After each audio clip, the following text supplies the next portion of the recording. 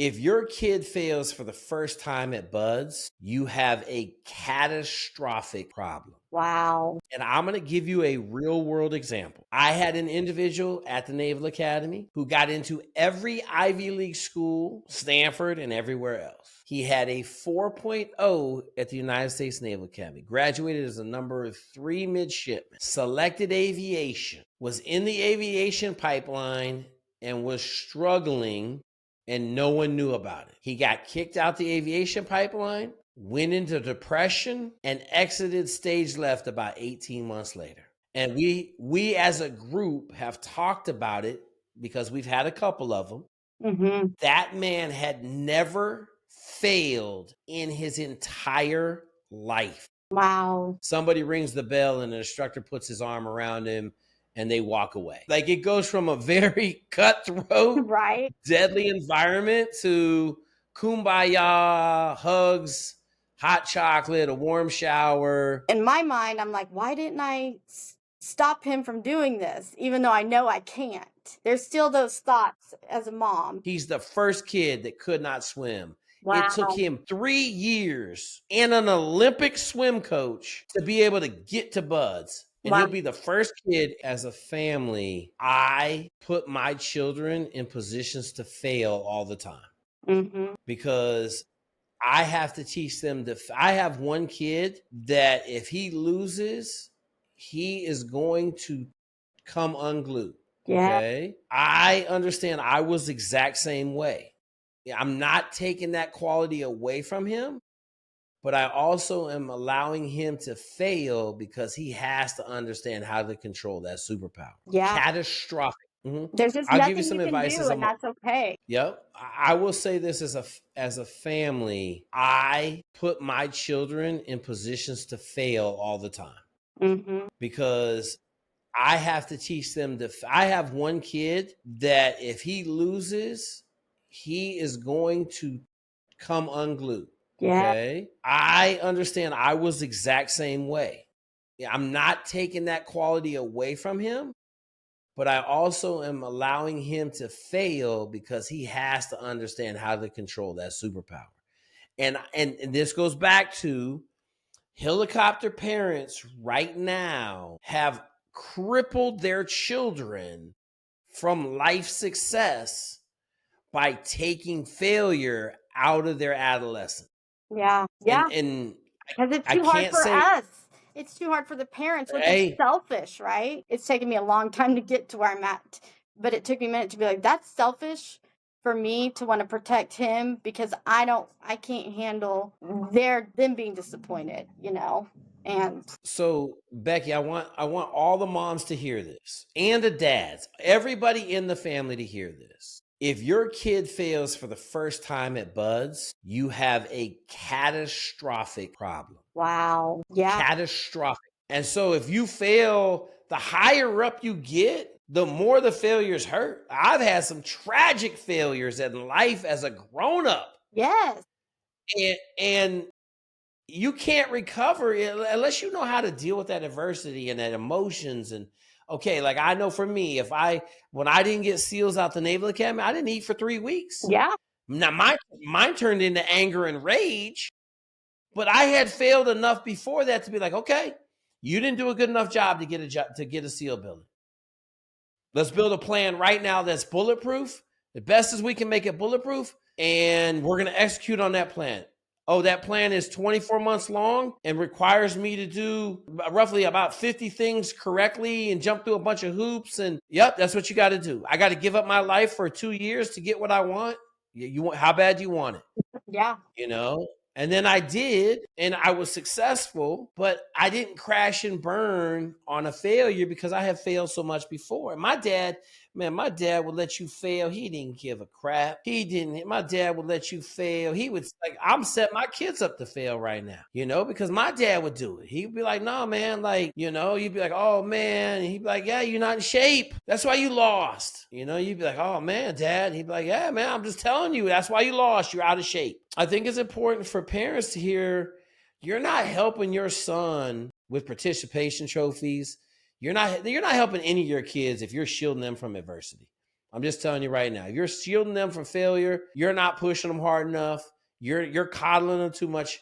I want my kids to go out there and fail. I want my kid to go up to the plate. My kid struck out one time in a whole baseball season, and I wanted him to strike out more. And this last season, he did not do batting practice like he was the season before, and he striked out more, and he was pissed. If I don't teach him those lessons at 10, you can't teach him at 21, 22, 23. It's going to So be I think ugly.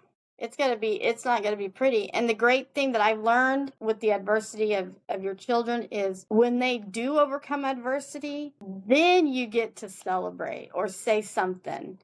And that to me was the best feeling to see my son, and there is hope for that, who did not make it through buds like he thought, went through some really dark times, figured it out, is in a good place, decent place today, is something I'm more proud of. Absolutely. And that you do, it is good to celebrate that when they overcome, instead of celebrating every little thing, taking the opportunity to really speak to them and say, that was really proud of you how you handled that, even if it And wasn't. I have a young man going back through buds right now for the second time. And it is he's like, it's easy now, Jake. It's easy. And it's not easy because he was already there. It's easy because he's 4 years older. Yeah. And he's not a baby coming out of the household. Yeah. So he's just more mature. Yeah. If we're going to make successful warriors to fight the wars that we have in the future, we got to have successful families raising those warriors. So the standard changes because what I hear is and I'm going to do the mom thing.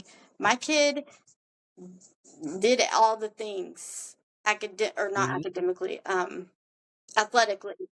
I'm going to do he was on the O course on his off time. And so I got a little offended, and I'm saying that because I really want to know your truth, when you said they don't have grit.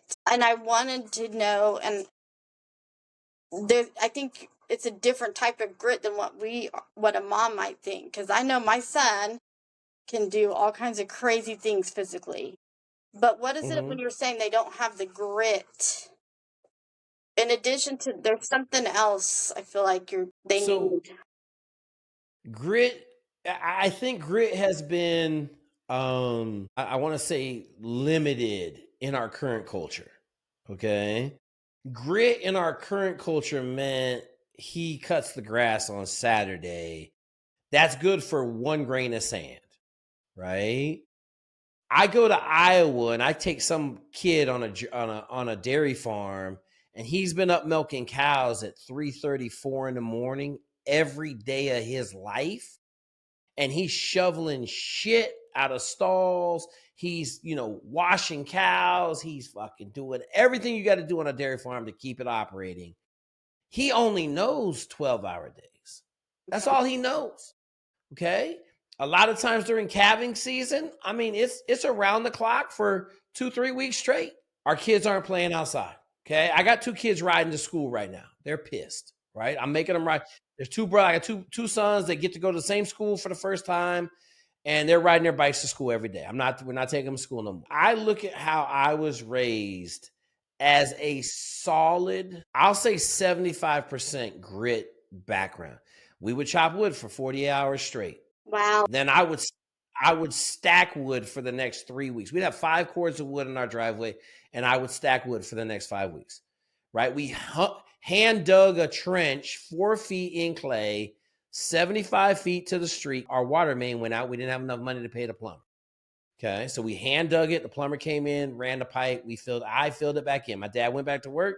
We took 2 days off. I didn't go to school for 2 days. Moms need to understand in this day and age, if your son ain't out there getting it every day outside, then when you look at his backpack and you only see 4 grains of sand in there, it's not comparable to that kid, dairy farm. Right. That makes sense too. Again, making sense. Yeah. Or a young wrestler, right? Like you take a wrestler who's been wrestling around the clock, like a Pennsylvania wrestler, an Ohio wrestler, Illinois wrestler. They have been getting at it every day, 3-4 workouts a day.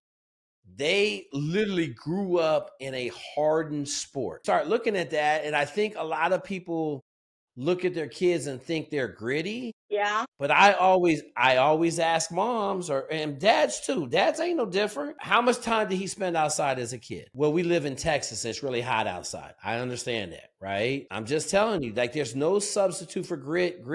And here's the thing. You don't need 2 or 3 grains in your backpack. That backpack better be full when you get to Buds. I tell moms, the worst time to go to Buds is 18 to 20. Yeah. The worst time. So a kid coming straight out of high school has no chance. 5 kids, this is crazy. 10 kids across the Green Beret pipeline and the Navy SEAL pipeline graduate a year coming straight out of high school. 10. So why don't they raise the age limit? So understand this. It is a feeder program for the Navy. Okay. It's a feeder program for the Army. They know out of the 2,000 kids that enter the Navy to go to Buds, only about 800 of them are actually going to get there. And of those 800, only 200 to 250 are going to graduate a year. So that's an extra 2,700 people a year that are going to go into the regular Navy. With other jobs that benefit the Navy. Okay. So why would they set an age limit? Because they're locked in. Okay, that makes sense too. Again. Like, why would I hurt my recruiting? This is where, Becky, I tell everybody, moms, you got the easiest solution. Call me. Yeah. Send that dude an email. We got the Discord group. The Discord group is so powerful right now. I encourage everybody to just go check out the Discord group. Moms, dads, anybody, because we got SEALs, Green Berets, pilots. We got a ton of pilots. We make about, I don't know, probably about 20, 30 pilots a year across the military. And so we have these rooms where they can get real answers to real questions. What Discord group? That does, sorry, I have no. So Discord is something that all the young kids use to communicate on. Okay. I don't know. I just know I have one. The link will be, I'll put a link right now in the video. I'll drop a link in the upper right corner so you can click on it. It'll take you to the Discord. But here's the deal. A lot of people don't understand the value of having somebody that is understanding what you really need to do. So everybody gets mad at me because, I hit these kids over the head when they tell me, I got a young man right now. I've never swam in my life, but I'm going to be a Navy SEAL. Okay, let's stop right now. Okay, and let's go look at the Army where we don't have to swim. Okay. And everybody's like, oh, you're stealing dreams. You're gate guarding. I'm like, no, I've been doing this for 25 years. The first kid in my whole history from 99 to right now is going to graduate from Buds in 2 months. He's the first kid that could not swim. Wow. It took him 3 years and an Olympic swim coach to be able to get to Buds. And he'll be the first kid in 27 years that has actually made it to Buds and been successful that couldn't swim. Yeah. So, lessons I'm going to have to be learned the hardest way, right? Like, that's what I think. I don't regret, this experience my son went through, the adversity he overcame. But had there been a different hard, it may have, I'm not trying to control, but you know what I'm saying, like kind of what you're saying. There's different options, and Navy SEAL's ultimate. How old was he when he went? 18. So he had no chance. Yeah. No chance. I would have told him, if I was talking to your son right now, I'd tell him, you have 3 options really. 1, go work construction for 2 years. Roofing, cement, landscaping, something to that effect. 2, you can join the Marine Corps. All right. I say join the Marine Corps 4 years, set them up for success. There was 3 Marines in my class. They were animals. The third thing is don't go Navy SEALs, join the Army. Okay. So join the Army on an 11 X-ray contract, which is an airborne infantry contract. And even if you have an option 40 contract, that way, if you fail, you're still going to one of the airborne units, the 82nd, 1st, the 173rd, and you can be there for 1 or 2 years, get in shape, grow up a little bit, understand the job, learn more about the Army, and then you can just go to RASP. You can sign back up to go to SF. The reapproach upon failure in the Army is astronomically easier than it is in the Navy. Just And based and off I tell them, just the different climates or leader. well, Is there a formula or Becky, in the Navy, there's no job where you carry a gun. okay? So there's nowhere you can go where you're carrying a gun. You're on a ship. The Army has a tangential, like, I want to be an Army Ranger. Okay. But an Army infantry dude is pretty much the same thing. The 82nd is almost the exact same as the Ranger bat. I know people are going to come out of their skins when I say that, but the 82nd is pretty much as capable as a Ranger battalion is. And so if you go to the 82nd, you're getting like training. Yeah. And it's going to help you be more successful. Gotcha. One of the things I am to give mom some hope, because I wasn't able to travel to see him when he rang the bell. A lot of this information, I want to say, I learned after the fact and talking to moms, and it just affects us so much that even when our kids are, however long it's been, we're still trying to talk about it. We're still trying to make sense. We're still trying to have some peace about the whole situation, because we think, in my mind, I'm like, why didn't I stop him from doing this, even though I know I can't? There's still those thoughts as a mom. I will say, after he was talking to me, I don't know what happens after they ring the bell, so I was kind of have you go over that, because I feel like, from what I know, it is stressful. But the people who did the exit interview really helped him. He went in, like, before he did the exit interview, so I don't know who builds them back up a little bit, but I do want to say that I'm thankful for that, because when he sounded like a different kid. So what happens when they ring the bell? Because there's timelines and 36 hours and movement, and you don't necessarily. He didn't stay there. He shipped out pretty quick. No, you're gone. Yeah. You're gone. So, like, you quit today, you're out of 618 is the barracks everybody stays in. You're out of the barracks that day. You're moved into X Division. X Division is either across the street or North Island, depending. And you're gone. Like, you're gone that day. You won't, like, if somebody quit today, we never saw them again. I think all of the special warfare pipelines understand you've crushed somebody's dreams, and there's no value for crushing them even more on the way out. Okay. They've already quit. I was amazed at how supportive instructors were towards kids that quit, right? Somebody rings the bell and an instructor puts his arm around him and they walk away. Like, it goes from a very cutthroat, right, deadly environment to kumbaya, hugs, hot chocolate, a warm shower. The other thing parents need to understand is the X Division kids are in a really bad place. And so I liken it to, like, hanging around with a bunch of drunks. And I tell all my kids that go to X Division, I've had probably a number of kids over the years go to X Division. I tell them, don't do two things. Don't go get drunk, and do not go out and party with the other X Division kids. Because they're on a path to try to get kicked out the military. And you think it's bad quitting buds. Let your son get a dishonorable discharge, and now you got real problems for life. Yeah. And I try to tell my kids, man, stay away from everybody. Good to talk about too, because that's a natural thing we do as humans, is we want to feel better. And so alcohol, drugs, whatever is what that's just what people do. And so just being aware that, yeah, that's an option. That's an option, but it's going to lead you down an even worse path. I tell my guys, stay away from everybody. And I think they have people out there watching. Don't they have? Is that a rumor? So here's the deal. Like, in San Diego, it's such a small community. Everybody knows everybody. Like, there's only 3 places to go out in San Diego. They know, like, the chances of you seeing somebody there that knows you are 100%.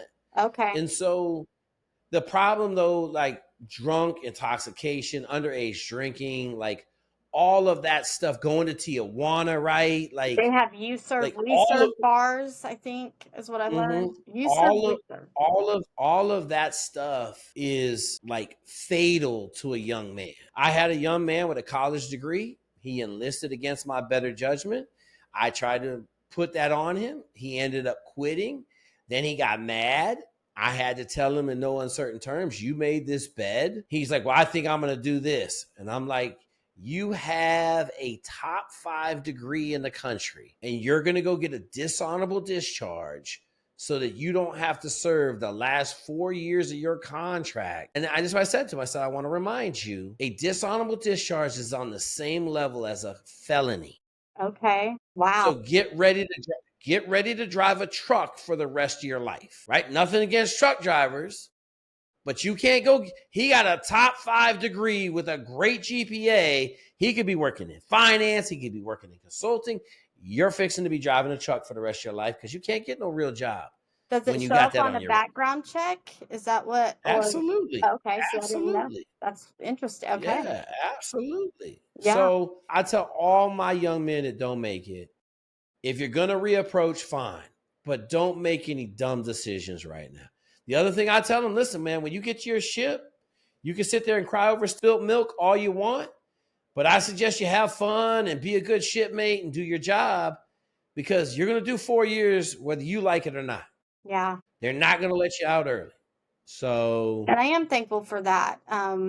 It has been hard. I think even after they get the warm fuzzy hugs, there is a season of depression. mhm, I yep. don't see how there wouldn't be. I don't want to say for specifically, but it was warm and sunny in San Diego, and my son went to a place where it was snowy. He was stuck there while he was waiting on his job he had to pick within 36 hours. And so learning just to let that be okay is hard for mom. Like, again, there's nothing we can do in that situation either. Well, thank you. And I just hope that moms heard you say to reach out. I've never heard of somebody saying, call me, message me, have them call me, have me message me. I would have done that. It probably would have helped me support him better. Absolutely. But the I fact tell that you're like, look, willing to do that to strangers, is a priceless gift that a book or anything can't take the place of, because you're talking to that individual person about their individual story and being willing to guide them. we might have to open a mom's page on the Discord. We got everything else up there. I Yeah. mean, here's the deal. If we're going to make successful warriors to fight the wars that we have in the future, we got to have successful families raising those warriors. To me, it's all one and the same. It's a symbiotic relationship between a family, nucleus family, and the individual that's going to serve. So if Mhm. the family's not good, then the kid ain't going to be good. So to me, it's all the same person, right? We're trying to make better warriors. We're trying to help Yeah. America be strong. We're trying to make sure that we're at the front of the cutting edge of technology and everything else. And to do that, people run everything. So we need good people. Yeah, and it goes back to parents where there's been many times, and I don't know that I still, if I'm being honest, have a lot of positive things to say about the Navy. I may be, talking about all the good things, but if you were to ask, and then that just bleeds out and it bleeds over into our kids. And so just talking about the difficult things, understanding the nature of the beast and how things work, being a good example. But I mean, I'm telling you, it's just been hard. And a lot of moms hate the Navy. They feel like the Navy Mhm. took their son and the patriotism is going away. And, that's just, I want to encourage all the parents. The Navy, the Army, Marine Corps, Coast Guard, Air Force, they're all the same animal, okay? They took a young kid from Steilacoom, Washington that didn't really have a pot to piss in. I had a scholarship to the University of Washington. I had the Naval Academy at West Point, and they gave me the opportunity to grow immensely, get a world-class education, not pay for it, and then to go get the world-class leadership experience of being a young junior officer in the Navy, then go to SEAL training. Even though I only did 3 years in the SEAL teams, I'm blessed for every day I had in the military. And I think that's lost sometimes, right? Like yeah. 90% of the people in the military are trying to change their lives because they didn't have anything Yes. when they joined the military. And now I do my time in the military and I can come out, I can get a good job, use the skills I learned in the military to go work on a ship. I can be a deck seaman on a merchant marine ship. One of my sailors on my ship is the number 3 person at McAllister Tug. He was an E6 on my ship, and he was a savage. Yeah. And he came from nothing.